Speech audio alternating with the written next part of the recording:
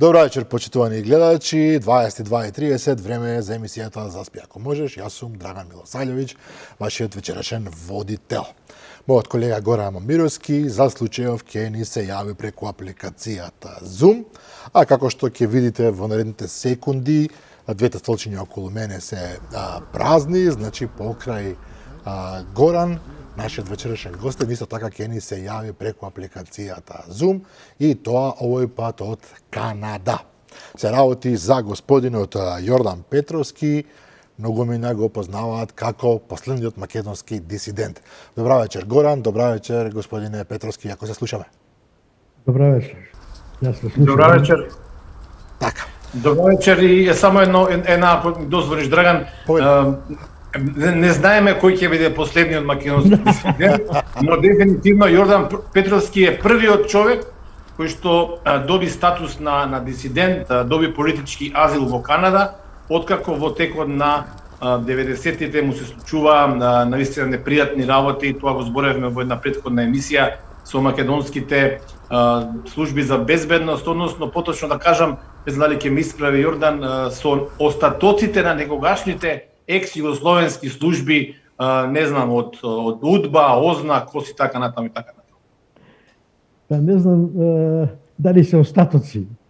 Јас мислам дека службата воопшто не е реформирана ни во тие години после од 90 до 2000 кога се отворени досијата, за жал ниту од 2000 до денеска. Службата е иста. Бидејќи ја водат исти луѓе. За да има промена во службата, треба да има промена на луѓе. Не може службата да биде реформирана со Силјан Аврамовски, со Верушевски. Еве сега Зечевиќ е генерален секретар на СДС. Како може да има реформа во службата? Се е исто. И тука е проблемот. Така, имаше една песна "Се е исто, само него го нема", асоцираше тоа на Јосип Броз Тито. Ајде вака, за да се вклучиме во приказната малку по-конкретно. Она што е актуелно се разбира, освен короната, освен енергетската криза, она што на политичката сцена е веројатно најбитно за јавноста, тоа се нашите аман преговори со Бугарија кои што тапкаат во место, подобро кажано уцените од бугарска страна, со кои што се бара од Македонија да потлекне, да прифати работи кои што во историска, во политичка, во емотивна смисла како сакате, баш и не сме во состојба да го направиме. Бугарите играат условно кажано добар и лош полицаец, додека председателот Радев игра на позиција на тврдо, на неприфаќање, на никакви отстапки. Господинот нов премиер Петков зборува за соработка, економска, ваква, таква, секаква, отварање на некакви нови структурални прашања кои што немаат толку врска со историјата. Меѓутоа, колку вие ова го зборувате се разбира од позиција на човек кој што имал судир со службите, колку според вас тие служби, вие ги нарекувате остатоци од УДБА, од КОС, како и да ги нарекуваме, имаат улога во овој момент во спорот меѓу Македонија и Бугарија?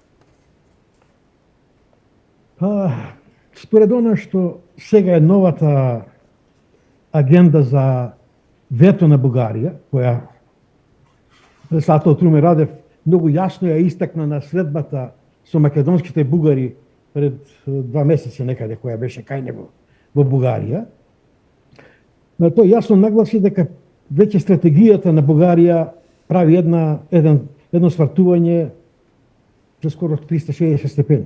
Веќе за 180 степени, веќе не се во фокусот, не се историските несогласувања помеѓу Македонија и Бугарија.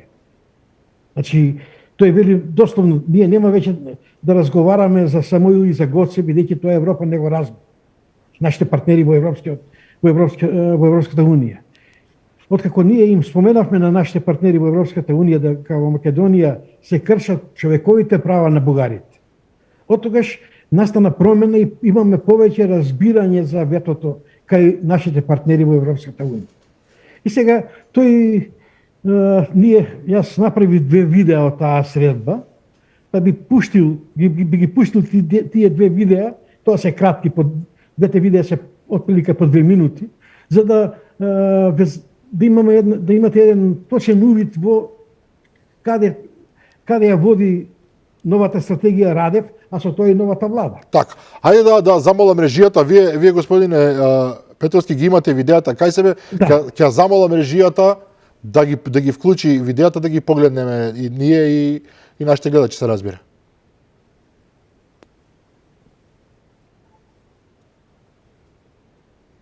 Сега ќе го. Дали ги имаме видеата? Дозволете ми да ги пуштам.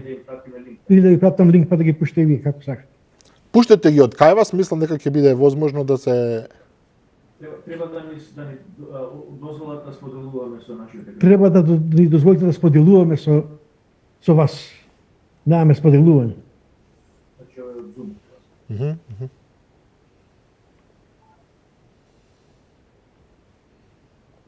Јас не знам дали режијата има увид сега во видеата, не знам како е...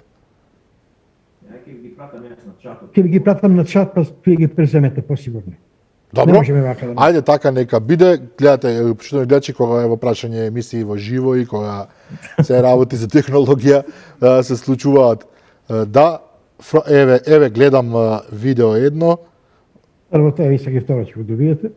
само да Добро, видиме видите. дали ќе можам јас да го вклучам од овде. Да, го добивам. Едно да ги видим и да ги скоментираме. Го добивам видеото во овој момент. Дали ќе успеам да го вклучам. Така. Ќе ја замолам режијата да го вклучи од мојот компјутер. Се палачите на нашиот народ. Да видиме кој се играл со судбината на нашите деди. Да видиме вистината. Што без истина няма ни прошка. Еве, да, ајде од Тоа е. почеток. Ева, Ние гледачите ќе имаат се разбирање за ова што го правиме со оглед на технологијата и така натаму. Го следиме едното Ние видео. исто търсиме и отварање на досијата на УДБА. Да ги видиме кои се палачите на нашиот народ. Да видиме кој се играл со судбината на нашите деди. Да видиме вистината. Што без истина няма ни прошка. Тоа е. Ние силно искаме Македонија да биде интегрирана во Европскиот сојуз. Ако не највеќе од всичките там, како што каже и Петар. Ама без правата на българите, тоа треба трудно да стане. Искаме стриктно да бараме да се отворат досијата на УДБА, значи. Тоа мораме да видиме кои се те кои не гонили винаги назад. Толку од... Точно така. Трябва да е ясна историјата. Това не е чак толкова далечно минало. Това са края на 40-те, 50-те, 60-те години. И това е едно от условията, които България писменно е поставила. Категорично го е поставила в нашето искане изобщо от тук нататък да има движение по преговорите, по започване на преговори за членство. Това е едно от категоричните условия. Истината трябва да излезе наяве. Ти си много прав. Не може да има прошка без истината. И трябва да се знае защо се стигна до тук. Този генезис, този възродителен процес има своя генезис. Той трябва да бъде ясен. Така, ова е едното видео, значи. Да. Ова е едното видео. Само момент. Ќе се обидам сега да го пуштам и второто видео. Верувам дека ова е тоа. Значи, ова е од средбата на представници на македонските бугари со бугарскиот председател Румен Радев. Само момент, да кажам само, немаше превод на првото видео, мислам дека нема превод ни на второто, меѓутоа еве, повеќе од јасно е што се зборуваше. Представникот на македонските бугари рече дека тие бараат да се отворат досијата на УДБА и на КОС од времето на поранешна Југославија и дека тие како граѓани поддржуваат Македонија да добие преговори, односно Бугарија да окрене ветото, меѓутоа да да се отворат најпрвин тие досиеа за да се види како што велат вистината за она што се случувало. Тоа го потврди и господинот Румен Радев, кој што зборуваше дека тоа се случувало во не толку далечна историја во 50-тите, 60-тите години на минатиот век и дека тоа е еден од условите кој Бугарија ги бари, од кој што нема намера да отстапи. Сега одиме на второто видео, режија, верувам дека сме подготвени. Ајде, одиме. Съм на Българска неправителствена организација во Македонија, нескромно, тя е на некој начин најстарата од Македонија регистрирана, още 2000-та година, и ето дочакав сега, значи след 21 година да доживеа тази среща, която отново ми дава надежда, тъй като ние с надежда сме слабо заредени в Македонија. Аз съм един от притежателите, не знам тук от господата кой друг има политическо досие, но аз съм преследван. Вие казахте, господин президент, значи 50-60 години. Ние сме преследвани и все още сме преследвани. Значи това да не го забравиме. И отварянето на досиетата е необходимост някаква за нас. И мога да ви кажа, значи аз бех преследван от 1991 година до 2000 година. Значи през демокрацията.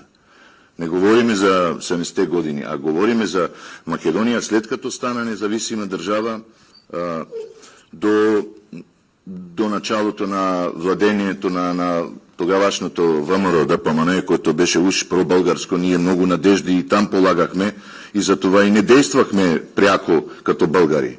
Но мисля, че това време мина. Трябва да излеземе от мишите дупки, да ме извинат всичките и да си кажем истината и да се борим за нея. С ваша помощ, разбира се, аз в няколко предавания участвах и казах, че ние сега влизаме политически в окопите. За нас кръгом няма. Но от българската държава очакваме една силна дипломатическа и политическа офанзива. Борбата за нашите права и за бъдещето на Република Македония, което ние всички, които сме тук, наистина искаме да вкараме в Европейския съюз и да падне тази изкуствена граница между Македония и България. Благодаря ви. Благодаря и аз. Уверявам ви, че подкрепата от нашата страна имате и ясните позиции ги имате. Категорично и вие вече сте усетили това, което става последните месеци, това, което става от май месец насам. Когато казах 40-те, 50-те, 60-те години, имам предвид хилядите хора убити и хвърлени в затвори само заради това, че са се определили като българи. Не говоря за политическото преследване. Да, тук вие сте прав. И трябва да е категорично ясно.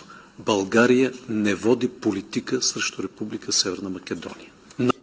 Така. Ова беше второто видео, значи што не го испрати господинот Јордан Петровски. Ке се обидам и ова да го преведам најбрзо што е возможно. Значи, еден од представниците на македонските бугари рече дека не само во 50-тите и 60-тите години, туку службите, условно кажано, под присмотра ги држат, тој веројатно зборуваше конкретно за македонските бугари, и после 91-та година, значи се до денешен ден, практично во целата историја на независна Македонија, и повтори дека сите овие представници на македонските бугари сакаат да Македонија да влезе во Европската унија, да почнат преговорите, меѓутоа со заштита на нивните права и така натаму, на што Румен Радев ги повтори позициите, ги слушнавте на бугарската држава, и повтори една историска, нели, како да ја наречам, контроверза за наводно убиени илјадници бугари во времето на поранешна Југославија, кои што биле наводно убиени само за тоа што се бугари. Мислам дека прилика тоа е тоа. Господин Петровски, поведете коментар. Коментар. Овдека тука е одговор на прашањето на Горан, колку има, сега ќе дам одговорот на Горан, колку има учество во ова досијата на УДБА и на службите после УДБА, и минјата на службата после УДБА, СДБ, УБК, ДБК. Во сите досија и во сите пресуди и обвиненија од 45-та навак за луѓето кои се бореле за самостојна и демократска Република Македонија, обвиненијата и се по три основи: Ванчо Михайловисти, бугарски врховисти и соработници на БНСР, бугарска тајна служба. Што е повеќе или помалку едно исто. Значи, да, значи сите кои ќе се преведе на дека сите тие се бугари.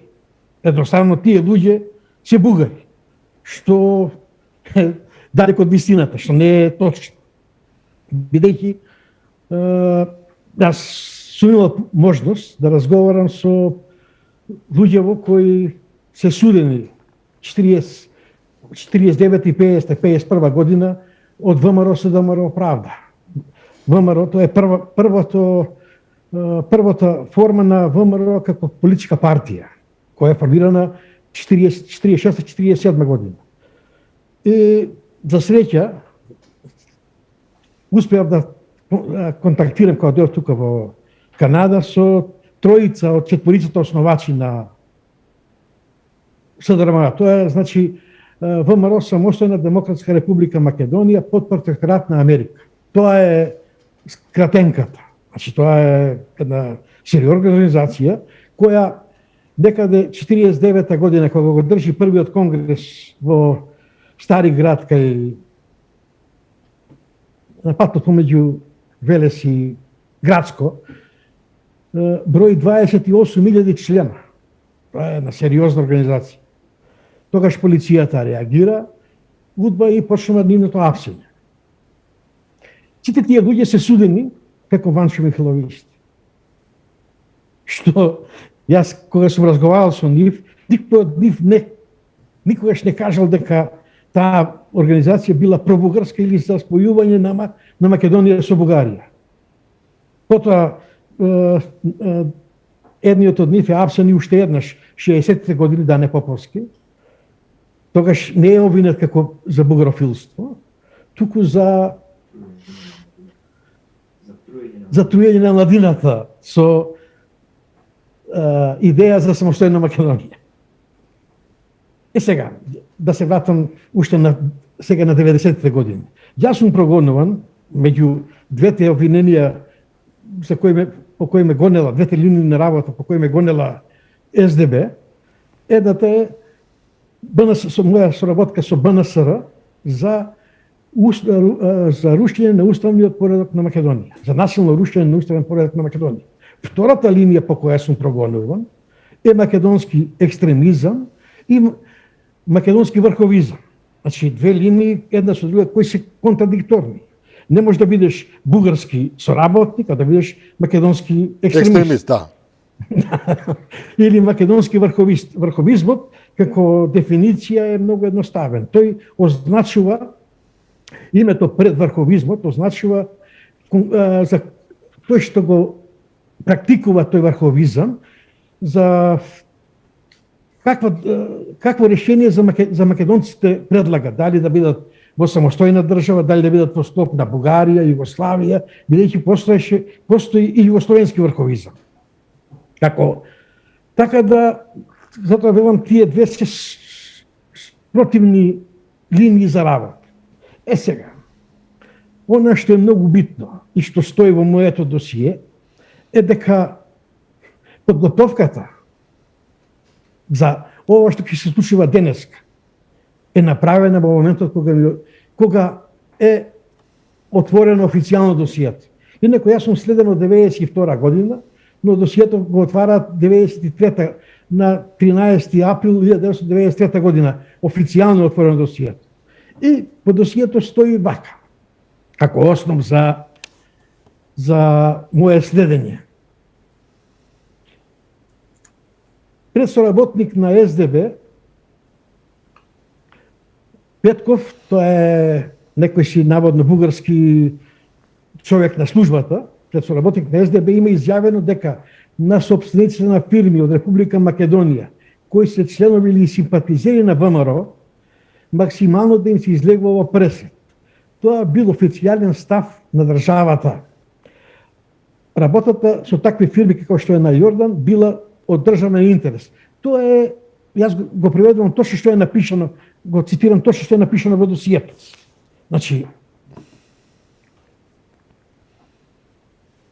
тогаш кога го читав ова не беше јасно во досието. Но потоа 96-97 година кога службата инсистира да наплатам мој долг од Бугарија, од една компанија која ми додеше пари, околу 200.000 долари, кога службата се јавува кај мене, бара да ми помогне во наплатата на тој долг да го наплатам.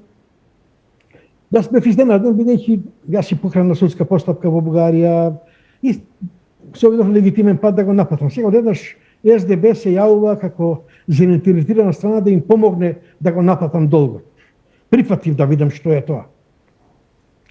Тие бара да појдам во амбасадата на Бугарија, зборев за тоа, мисля, че не во мината емисија, затоа ќе бидам многу краток сега, само да ги потсетам оние луѓе кои не ја виделе таа емисија, дека да појдам во бугарската амбасада, амбасадорот на Бугарија да побарам помош да ги наплатам парите. Бев кај амбасадорот, тој рече едноставно дека тоа не може да се, амбасадата нема така улога. И што беше поентата, сега да скратам. Разговара со човекот во Бугарија, ми се јави после толку време. Тој рече дека ќе ми ги даде парите, но преку амбасадата. Тоа е многу битен момент. Нема да ми ги даде парите преку банка или да ми ги донесе во кеш, или јас да појдам да ги земам во кеш, но исклучио преку посолството, така, ова е некој израз. И сега ми стана јасно во тој момент што се случува. Кога го добив досието, тогаш ми стана јасно дека целата игра била планирана уште 93-та година. Значи, СДБ не е служба која работи адхок и која работи од случај до случај. Тоа е една машинерија која ќе направи стратегијата и ќе ја бутка со години. Затоа во моето досие, двете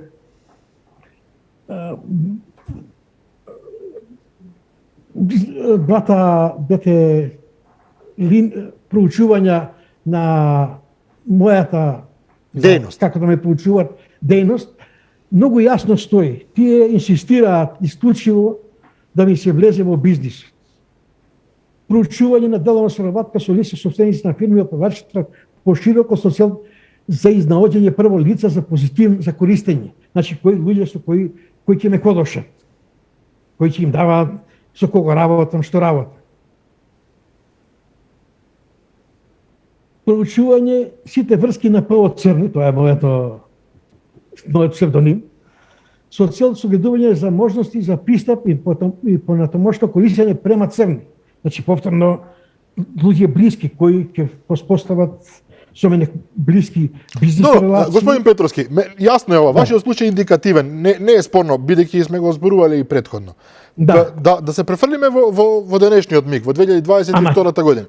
Па тоа е целата, тука е приказната. Вие тврдите дека истата структура која што работела, не знам, во 50-ти, во 70-ти, во 90-ти години и во 2022 година на свој начин, преку своји линкови, функционира и директно влијае на преговорите меѓу Македонија и Бугарија. Дали можеме овака да го поставиме или премногу е... Да. Мислам, тоа е со еден збор да. Јас потом ќе се обидам да бидам конкретен. Ако во моето досие не постои соработка со БНСР, значи, таа соработка се обидува да ја докаже ако сум ги зел парите од амбасадата во Бугарија, во амбасадата во Скопје од Бугарија, и сум ги изнел надвор, веднаш ќе ме апселе. И доказот е тука. Значи, партијата ВМРО се финансира од Бугарија. Во второто видео, во еден сегмент, господин Тренерски вели дека ВМРО било пробугарска партија. Да. До извесен период веќе. Да.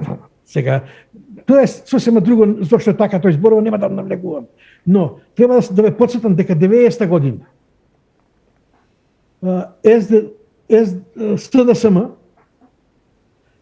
така велат, но тоа СДБ го работеше, расфрлаше летки со бугарска содржина во Македонија за подршка на ВМРО ДПМНЕ.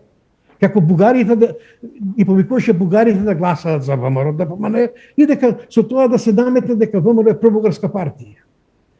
94 година Аце Циганот повторно фрлаше бугарски летки во Скопје. Така да, ова е еден континуитет со кој службата. Чисто да кажеме за тие што не се сеќаваат, Аце Циганов всушност е прекар на известен господин кој што изврши едно убиство во центарот на градот, а потоа долги години беше и се уште во бегство, ако не се лажам. Да. И за него сменија закон за да го пуштат, бидејќи тогаш инсистира, законот беше да, ако не се донесе пресуда во 90 дена, тој ќе излезе да се брани од слобода. И тој излезе да се брани од слобода и замина. И веќе не се врати. Мислам да не се врати. Добро, господин Петровски, пред бидејќи зборуваме за службите и така натаму. Интересно е дека пред некој ден излезе едно писмо составено од македонски и бугарски граѓани. Горан ќе ме поправи ако грешам, објавено беше и на македонските портали. Отприлика 100 Писмото е значи авторско дело, да речам, на професорот Стефан Дечев. Дечев беше наш гостин, че тој го има напишано писмото. А другите само се подпишани. Да, подпишани се. Отприлика 180 граѓани, од кои што 37 се од Македонија. Мислам дека така. До завчера беа 37, се уште не знаеме која е финалната бројка, но отприлика 1 спрема 5 е бугарски и македонски граѓани. Јас го прочитав тоа писмо, за мене е така малку, да не кажам сомнително, затоа што се зборува дека бугарската страна, во тоа писмо дека бугарската страна веќе покажала известни проевропски манири, веќе отворила поинакви процеси и сега време е Македонија да покаже европеизам, така можам да кажам, односно да направи чекор плюс за решавање на проблемот меѓу двете земји. И она што мене и беше интересно, и таму во тоа писмо повторно се зборува за, и тоа така се спомнуваат, Удба и Кост се спомнуваат. Горан, поправи ме ако грешам. Токму заради тоа, Драган, и го прашав Јордан на почетокот околу бремето на тајните служби во спорот меѓу Македонија и Бугарија. Ако го читате внимателно и еден друг, да речам, релативно умерен, модерен бугарски интелектуалец Ивајло Дичев на Дојче Веле пишува колумни. Да. И таму ќе видите меѓу редови дека и тој се обидува да ја наметне таа парадигма на влијание на тајните служби во Македонија во контекст на спорот со Бугарија. Кај Стефан Дечев писмото, отвореното писмо до Ковачевски и до Петков многу директно, тој воопшто не се ни обидува да најде некаква ограда, вели дека најдиректно државната безбедност бугарска и Удба, и то така ја нарекува Удба, имаат влијание во позициите што ги има Македонија и Бугарија. И тука сега затоа го прашав преска Петровски, улогата на македонските тајни служби во независноста, во распадот на Југославија, во формирањето на македонската независна држава е горе-долу позната, со падови, со позитивни ситуации. Меѓутоа, не можам да разберам зошто Бугарија упорно инсистира дека се уште Удба ја води Македонија. Повторно велам, не дека не е сосема точно, претпоставувам дека се уште има наследници на тие шеми, на тие системи поврзани од југословенско време и не само на ниво на некаква географија југословенска, туку начин на размислување, мајндсет, кои што сакаат да влијаат на општествените процеси, не само на безбедноста, на бизнисот, на приватизацијата катастрофална што се случи во времето на СДСМ на Бранко Црвенковски. Значи, зошто од македонска страна прашањето ми е нема одговор на бугарските тези, последна е на Стефан Дечев, дека практично Македонија нема своја автентична политика кон Бугарија, дека некој друг, некој трет таму негде скриен во службите ја прави ова ситуација на конфликт со Бугарија. Така, пак ќе се вратам на ова што го говорам цело време. Македонија, ако сака да контролира, да докаже дека денеска службата на државна безбедност, СДБ или АНБ сега, е таа која ги штити македонските интереси.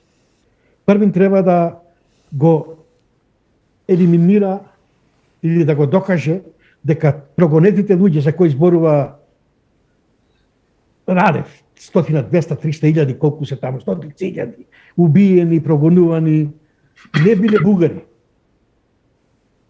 Додека тој аргумент го има во раце Бугарија, а преку досиејата го има тој аргумент, и го има и за после 91 година, затоа што, еве, прогонуване господинот Треневски и јас по бугарска линија. Така ли е? Но не се согласуваме тука, Јордан, не се согласуваме дека тој е аргумент, тој е теза на Бугарија која што не, јас велам, зошто велам дека аргумент? Ако ние не ги отвориме дека тоа не е точно, тие се аргумент.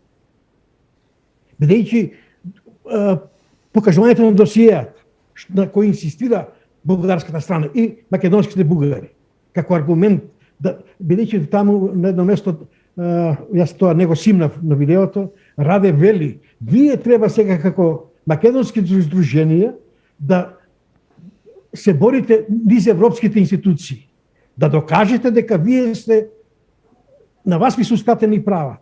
И сега, тие луѓе ќе донесат не само нивни досиеја, туку досиеја на десетици илјади луѓе кои се прогонувани како бугари. Низ од 45 до денес, кои немаат врска со бугарското. Па чекај, господин Петровски, се извинувам што ви влегувам во збор. Нели е тоа шахмат позиција за македонската страна? Затоа што ако вие ги извадите тие досија, и ако во тие досија на вистина пишува како што вие велите за вас конкретно, десетици илјади луѓе кои што биле прогонувани заради нивното пробугарско чувство или бугарско национално чувство или желбата за обединување со Бугарија, ако така на вистина пишува во нашите документи, на нашата служба, ние имаме проблем ако е така. Па тоа е трагедијата. Тоа па како ќе што ќе им правиме, ќе ги фалсификуваме тие документи? Никако не е. Не треба ништо да се фалсификува. Бидејќи ако се обидеме да ги фалсификуваме, тогаш ние ќе имаме уште поголем проблем. Имено. Тогаш ќе биде дека еве се било точно и ние сакаме да со фалсификат да го покриеме тој. Па каде излезот? Каде излезот? Како? Излезот е само во судска постапка. Да се еве сега, овие досија кои за нас кои сме живи или на тие што починале, но досијата постојат нивни сведочења на тие. Но има и наследници нивни, деца нивни. Ама еве прост пример. Гро тие луѓе заминале од Македонија 40, 51, 53, зависно кој како успевал да избега од Македонија. Тие кога дошле во Европа, во Америка, во САД, во Канада, во Австралија, Нов Зеланд, не се декларирале како бугари. Тие се декларирале како македонци. Поголем доказ од тоа имали дека тоа не е и тука е целата игра. Но сега каде е проблемот? Ако се отвори судска постапка и ако почне да се, бидејќи само така можеме да ги заштитиме македонските интереси, да докажеме на Европа дека тоа што го барат бугарите не е точно. Имало бугари неколку. Јас имав една полемика со господинот Треневски и направивме видео од неја, видео полемика од 2 часа скоро некаде. И самиот Треневски призна дека да, постојат 200 до 300 бугари во Македонија.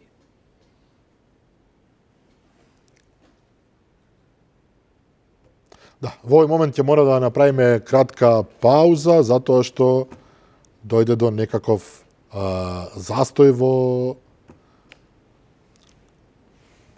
во контактот со Горан и со господинот Јордан Петревски од Канада. Така што овој момент ќе побараме кратка пауза за реклами, па ќе се вклучиме повторно по рекламите.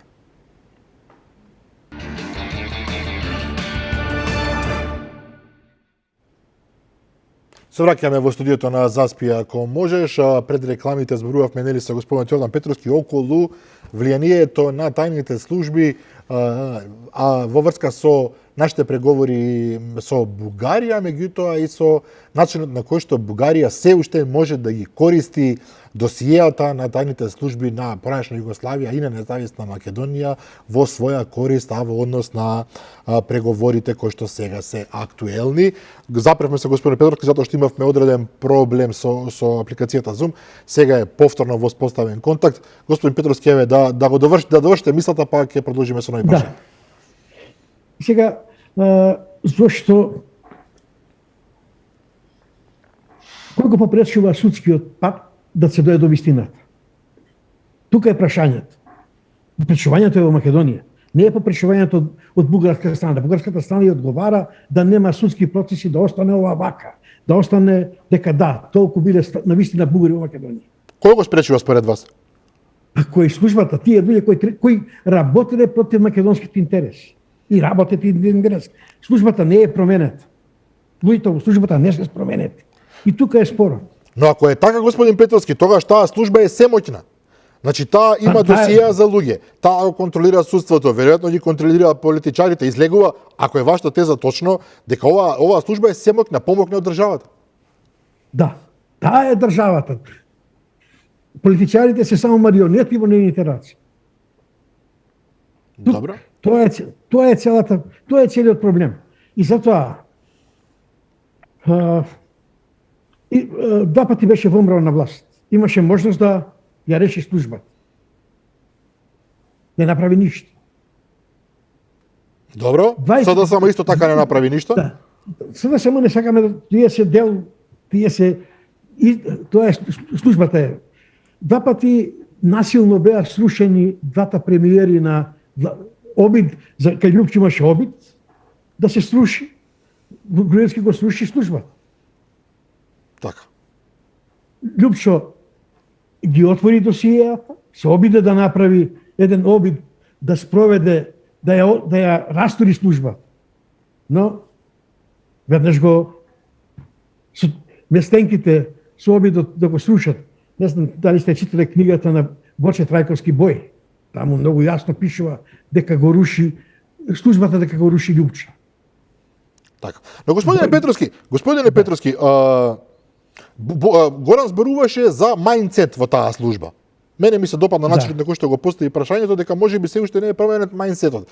Меѓутоа, кога зборуваме за географијата, ајде да се обидеме тој дел да го објасниме. Дали ова што вие го нарекувате удба и кос се сега во овој момент и во последниве години самостојна држава во држава или се уште се директно поврзани условно кажано со српските, со хрватските, не знам, можеби со некои други линии, остатоци на удба во тие земји. Тој дел никогаш не ми бил јасен. Ако погледнете што се случува во Црна Гора, што се случува во Хрватска, во Србија, во Македонија, ќе видите дека истата екипа работи на секаде. На секаде. Таа не е растурена. Таа обстојува. Еве, само малку ќе прочитам само едно делче од извештај на комисијата на извршен совет на Собранието на Социјалистичка република Македонија, која го истражувала состојбите во органите на државната безбедност на републиката во 1966 година. Ово извештај од 1966 година. Добро. Не е од денеска. Комисијата заклучува дека оваа служба била централистичко-бирократски систем кој не е склон на промени во менталитетот, кој бил изолован, затворен и дезинтегриран од представнички тела на државата кои не одговараат никому. Дека се поставуваат како најодговорни ако ние единствено повикали да ги заштитат пред добивките на самоуправни демократски систем. Дека исследувањата на СДБ немале за цел да утврдат да се утврди материјалната вистина, туку по секоја цена да се докаже сомнението. А сега тука малку ќе оставам да објаснам. Сомнението потреба да се докаже сомнението е за да тој кој е следен стане соработник на службата. Службата нема за цел, барем од 85-та година, од кога последното судење на политичките Јован Котевски е суден 1985 година. И тоа е последно судење. Од тогаш веќе службата ја менува комплетно стратегијата. Секој кој ќе го следи, ќе му отвори досие, целта е од него да створи соработник. И тоа е многу јасно во мојето досие. Јас сум како претходна обработка отворен 90-та година, 96-та година, кога службата веќе мисли дека е постигнала целта, дека може да ме направи соработник, тогаш оваа игра тоа ми е првата задача како соработник на службата, да ги напатам парите преку амбасадата од Бугарија, тогаш би станал после тој ако сум го завршил ако сум истрал таа задача, би настанал оперативна обработка. Повторно ми се отвара досие, но сега како оперативна обработка. Значи како оперативец на служба, кој работи на одредени задачи, кој треба да следи луѓе, да дава Добро, извештаи. господин Петровски, не сакам да звучам Ако може, малку претенциозно. Меѓутоа, зарем сите служби во светот вака работат? Или Не. оценуваат, Не. или врз основа на идеолошки убедувања ги купуваат луѓето, или не знам, со пари, тоа е нивниот начин на работа. Да, ама види, постои главната разлика каде е. Овдека во нашиот случај не се работи да се заштитат интерес на државата и на граѓаните во државата. Овдека се работи да се заштитат државите на една идеолошка структура. Значи, овдека на запад купуваат тие, исто работа оценуваат да направат соработни. Но, за да добијат информации кои се од интерес на држава, а не од интерес на идеолошката перцепција на држава. Имало и такви случаи во Америка во времето на кога бил проговорен комунизмот. Но сега не е така. Тука е разликата. Тоа е суштината на разлика. Горан повели? Петровски, во македонската јавност многу малку имаше информација, анализи и всушност ние тогаш почнеме да се договараме за оваа емисија на почетокот на ноември, поточно на 5 ноември, кога Комисијата за надворешна политика на Европскиот парламент практично побара од страна на сите западно-балкански и екс-југословенски држави, вклучително и Албанија, да ги отворат своите досиеа, односно досијата на тајните служби. И сега тука се наметнуваат повеќе прашања. Првото би било, можно ли е Македонија, која што објективно не сака да ги отвори, затоа што ќе се признае еден систематски терор врз луѓето кои што размислувале различно од таа општо југословенска формула, луѓето кои што сакале независна Македонија од 45-та година па се до 90-та, нели се разбира.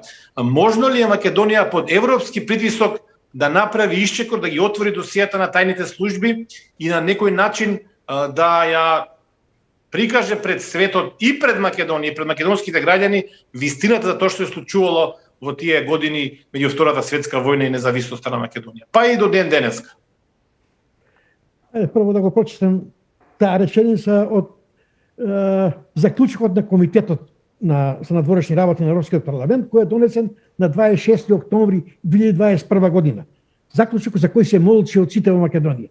Вели вака: врски помеѓу организираниот криминал, политиката и бизнисот постоje уште пред распадот на Југославија и продолжи и по завршувањето на конфликтите од 90-те години. Значи, тој корумпиран систем, криминален систем, е пренесен, кој може да го пренесе тој систем? Само службата.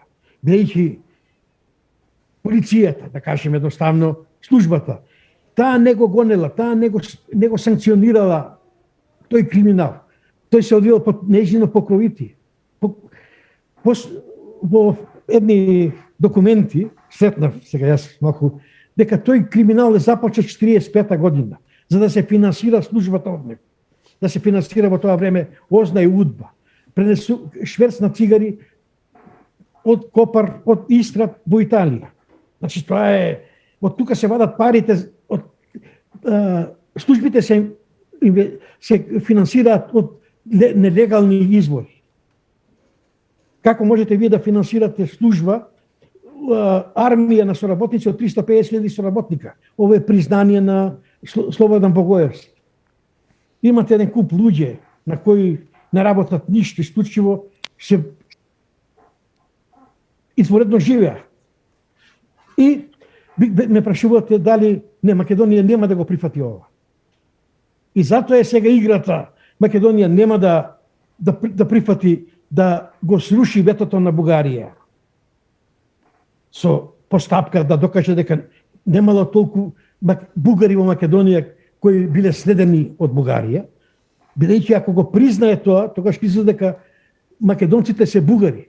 200-300 биле прогонувани, судени, убивани. Значи, во тоа време тоа е 20% од населението, 30% од населението. Возрастни. Значи, нивните деца, нивните наследници, тоа се цели Тоа се милиони веќе, милион и кусур бугари. Македонија нема да прифати нити да се договори со Бугарија, за да не влезе во и нема да сака да влезе во Европска унија.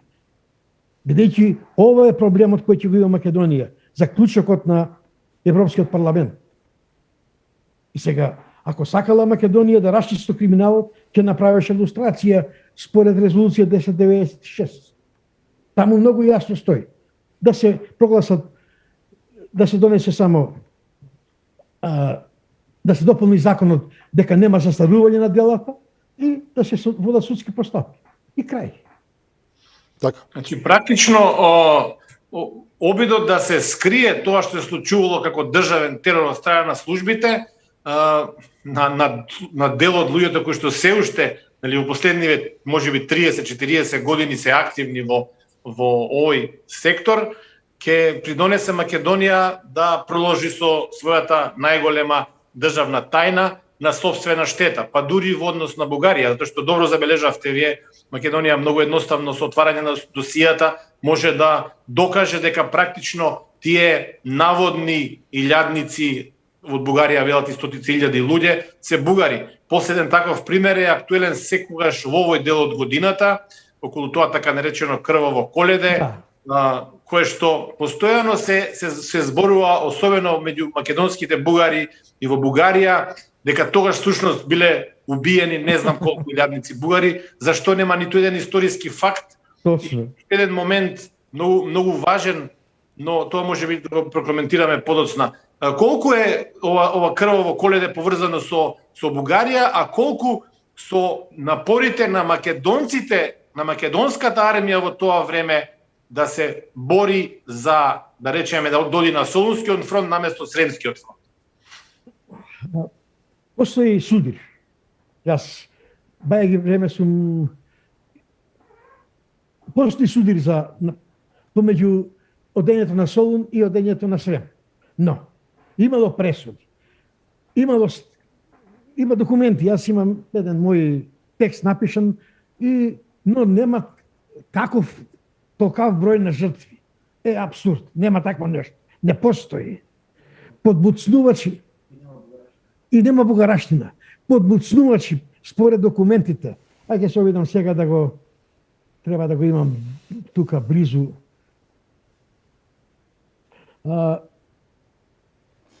Се луѓе на озна и тие се судени во процес. Но се губи трагата веќе за нив. После пресудите, јас не можам да разберам. Зошто постојат документи, ако јасно ги нашли тие документи на интернет, како не може да ги најдат нашите историчари и да откријат вистината што се случувало во... Еве го најдов тој текст. Така да нема толку, воопшто бугарско влијание нема во и тоа не биле бугари кои се бореле, кои сакале да идат на Сол.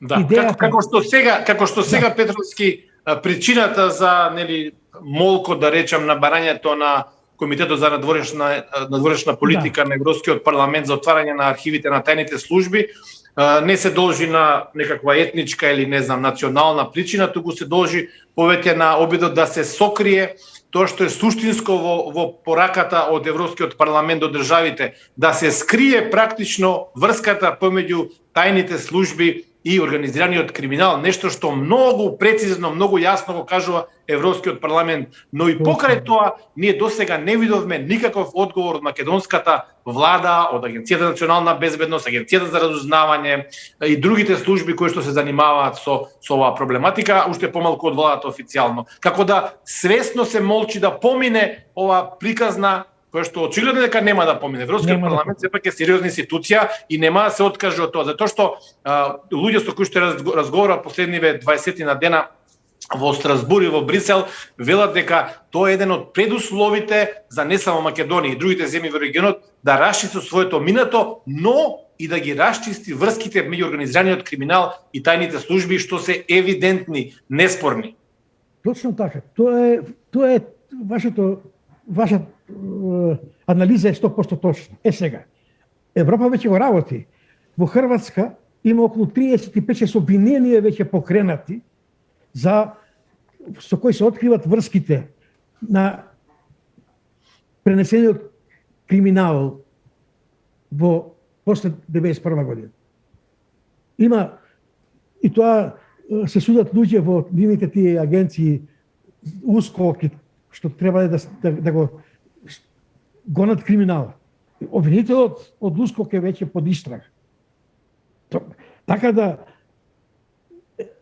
ова што го работи заклучокот на Европскиот парламент се спроведува, ама таму каде што може, бидејќи Хрватска е членка на Европската унија. И таму има влијание Европска унија. Но во Македонија нема. И затоа погледнете сега, денеска ми падна онака од Сабајле листајќи, има она Уранија Пировска интервју на Хелсински комитет. Нема збор за ова. Вели дека долните ешалони на партиите се проблем. За корупција и за се во Македонија. Воопшто не споменува за заклучокот на Европски парламент. Таа беше против лустрација. Хелсинскиот комитет, фондацијата Сорос, тоа беа и сите други цивил, сите тие беа против лустрацијата во Македонија. И сега ние, значи, бараме институции, оние организации кои треба да покажат, да дадат извештаи на низ светот, низ Европа, до европските институции, дека во Македонија ова што го пише Европскиот парламент, комитетот, е точно. Тие го замајуваат сега, да, но тоа се последните долните ешалони на партиите. Како може да биде долен ешалон на партијата, Уставниот суд, кој не ги дозволува да се крши уставот во Македонија. Службата која не санкционира криминал. Така. Да, Петровски, немаме уште многу време. Деновиве, нели, на 1 јануари почина првиот председател на Македонија Киро Глигоров. Вие во еден ваш статус на Facebook на 2 јануари укажувате на нешто што голем дел од луѓето, па и дел од нашите гледачи не се согласуваат. Зборувате за лажните патриоти, за Глигоров и за Денко Малевски, првиот министр за надворешни работи на Македонија. Ги велите, ги нарекувате лажни патриоти, нели? И тука повторно го споменувате оваа иста теза која што е објавена од Комитетот за надворешни работи на Рускиот парламент за врските меѓу организираниот криминал, политика и бизнис. Киро Глигоров долго време беше еден од највисоките југословенски функционери, председател на парламентот, собранието во 65-та година, министер за економија, ми се чини, во Сојузна република, во СФР, пардон. Сметате дека и тој лично има одговорност, починате човекот покој, не меѓутоа историска фигура, имаме право да анализираме. Сметате дека тој можеше да направи нешто повеќе за Македонија да биде по-сериозна држава од таа што е сега во контекст на улогата на тајните служби и на организираниот криминал, например? Без дозвола на Глигоров немаше да има, немаше шанса да службата продолжи да работи по старите закони од Југославија. СДБ работи според доказите со кои располагам. До 96-та година работи по старите закони од СФРЈ. И тука е проблем. Како може тој? Тој ги подпишува указите. Киро Глигоров ги подпишува указите. Киро Глигоров е човекот кој бил во текст со се. И сега уште една друга работа. Јас напишав еден текст како одговор на еден текст на Денко Малевски објавен во Плюсинфо. Го понудив, не сакаше да го објави мојот одговор геројски. Таму цитирав неколку работи, документи, дека САД и дел од европските земји сакале да ја признаат Македонија,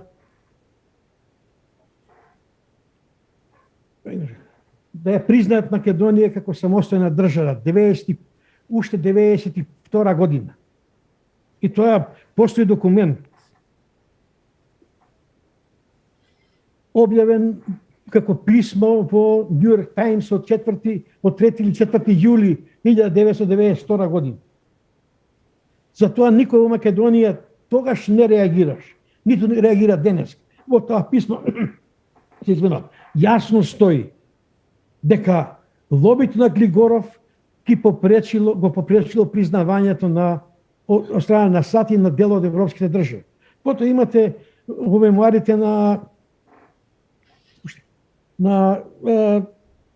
последниот американски амбасадор Цимерман во Белград. Ворен Цимерман, да.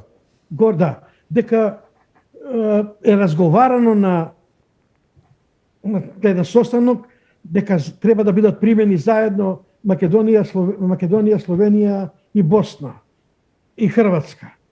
Никој не го побарал од Македонија приемот. Имате тука уште еден многу битен елемент во тој текст кој го понудив на Геровски. Се работи за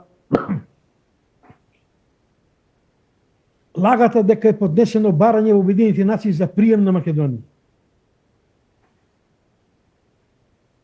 Сам Црвенковски признава во едно интервју кое е дадено на една тогашниот една информативна агенција од Америка, и тој вели владата на Република Македонија синоќ на 17 декември 1992 година.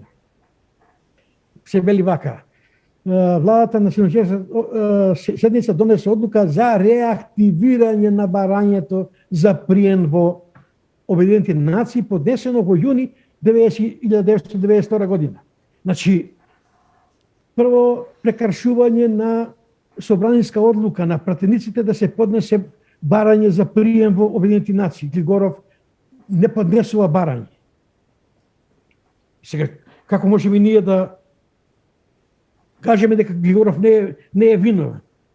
Цялата негова вина се состои во обструкциите на приемот на Македонија во признавањето и приемот на Македонија во Обединените нации под уставно име.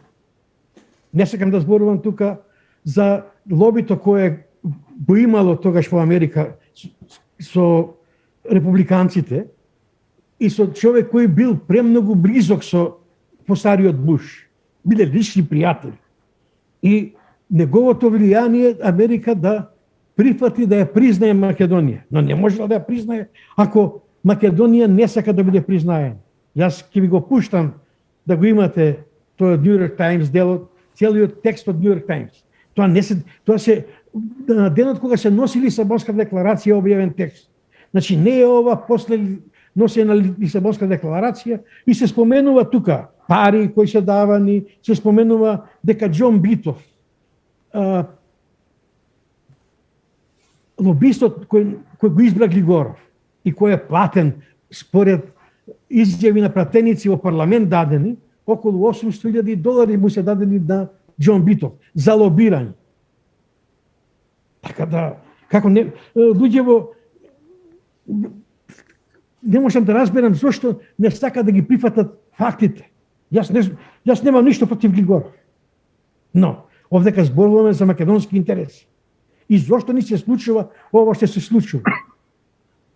Така, тука е проблем. Од тој аспект вие се условно кажано се пресметувате и со господинот Денко Малевски, тој се уште е здрав и жив, фала му на Бога. Да.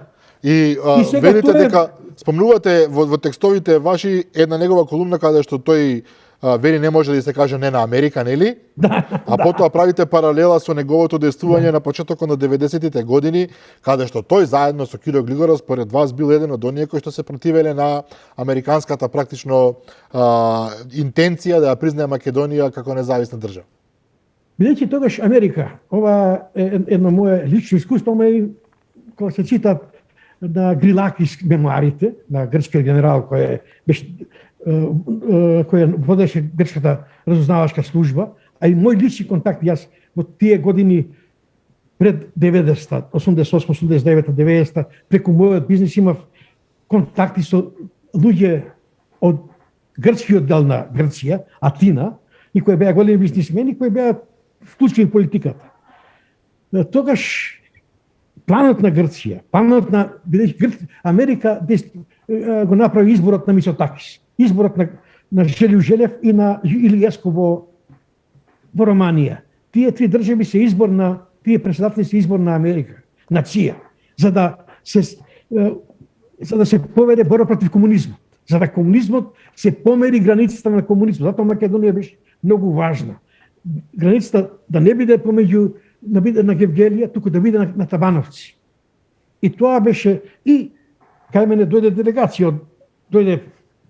од Грција на Божич на 25 декември, бидејќи 90 година, бидејќи знаја дека ги знаја моите определби.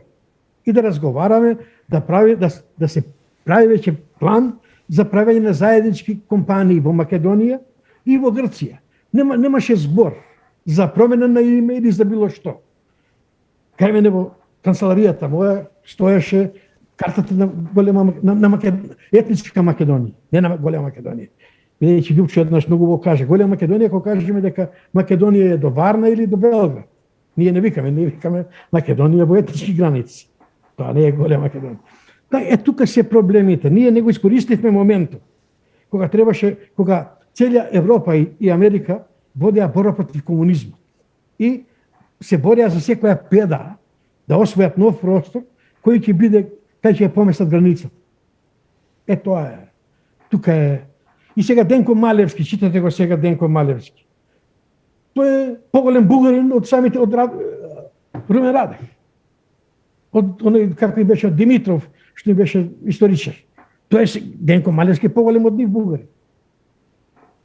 Каква е таа негова промена од пројугословен 90-те години, кога изјавуваше дека самостојна Македонија само без него може и не може да обстане Македонија ако не биде во рамките на Југославија. Сега одеднаш. Така. Овдека полека ни истекува времето. Горан, дали имаш уште нешто да додадеш? Добро, само да кажеме дека господинот Малевски во секој момент може да не исконтактира и да биде гостин, да одговори, дали тоа што има право да одговори на обвинувања од Јордан Петровски. Му благодарам на Петровски и можеби на крајот само едно кратко прашање.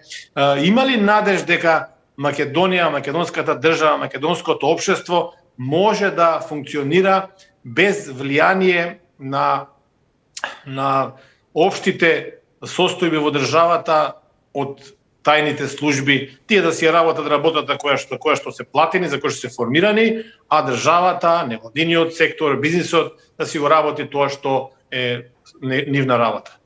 Многу тешко. Ќе го земам последниот пример, шпиликачите. Лазаревски, тие во моментот кога ги обзнанија, кога помина се и кога излегува на виделина кои биле шпиликачите, тие се издигнати на пиедестал на народни херои.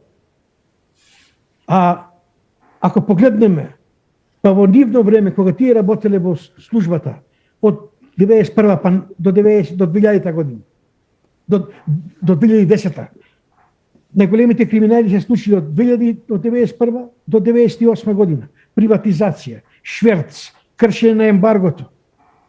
Колку имаше отворена досија, сите прислушкувања во тој период, по тие 8-10 години, се неуставни, бидејќи сите решенија за прислушкување се подпишувани од министри.